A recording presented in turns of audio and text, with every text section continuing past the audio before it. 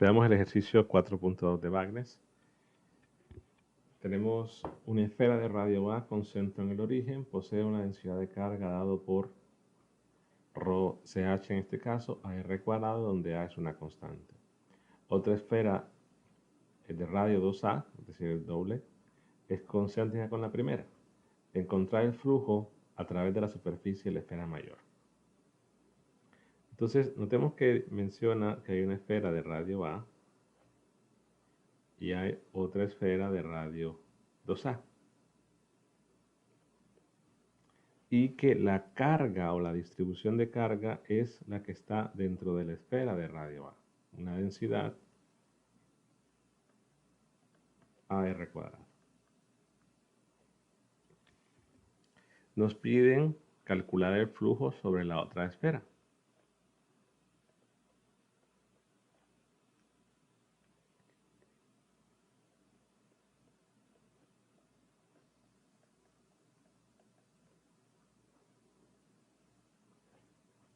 Tenemos que observar que la segunda esfera de radio A es una superficie que se da o que se incluye para calcular el flujo.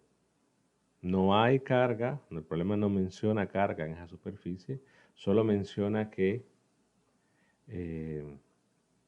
la carga está, o el único tipo de carga que hay es la que está en la esfera de radio A. De igual forma, pueden pedir el flujo en esa esfera, podrían pedir en realidad cualquier superficie cerrada y nos pueden pedir el flujo sobre esa. Pero no quiere decir que la superficie, llámese imaginaria en el sentido que es una superficie que no es una distribución de carga, sino es una superficie que se da para calcular el flujo ahí.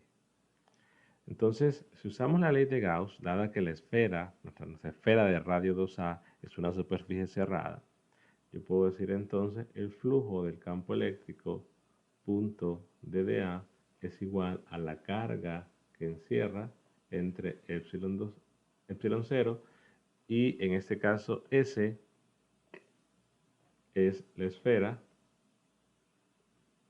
de radio 2A. Claro, nos están pidiendo el flujo, entonces recordemos que este es el flujo.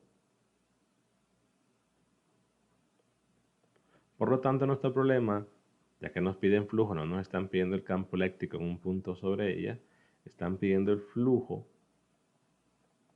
Entonces el flujo se reduce a calcular cuánta carga encerrada tenemos en la superficie de la esfera de radio 2A. Y la carga que encierra, recordemos que estas son esferas, aunque las representemos en el plano, dicho de otra forma, aunque las representemos como círculos, pero la carga que está encerrada es en realidad todo lo que está en el interior de la esfera de radio A. Quiere decir que tendríamos que integrar para calcular esa carga, puesto que la densidad que tiene es variable. Entonces, nuestro flujo eléctrico sobre la superficie de radio 2A es la carga que encierra. Recordemos que tenemos que hacer una integral. Escribo la densidad y a la hora de colocar el diferencial, dado que la densidad depende únicamente de R, lo escribo así, donde el 4pi sale de hacer la integral con respecto a θ y con respecto de phi, y lo demás es la parte restante del diferencial de área. La integral tendría que ser de 0 a sobre epsilon 0, de forma que nos queda 4pi, quedaría la a, que es una constante, al multiplicar queda r a la 5, integro, queda entonces un quinto de r a la 5, evalúo entre 0 y a, y lo que queda entonces es a la 5 sobre 5 epsilon 0. Entonces ya tengo el valor del flujo eléctrico sobre la superficie de la esfera de radio 2A. Pero en realidad, cualquier superficie cerrada que contenga la totalidad de la carga de la esfera de radio A, o sea, cualquier superficie cerrada que contenga a la esfera de radio A, el flujo eléctrico va a ser el mismo de acuerdo a la ley de Gauss.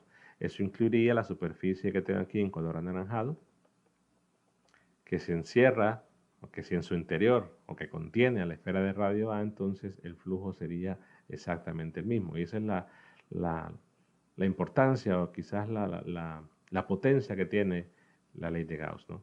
Que permite calcular el flujo sobre cualquier superficie cerrada simplemente viendo cuánta carga encierra.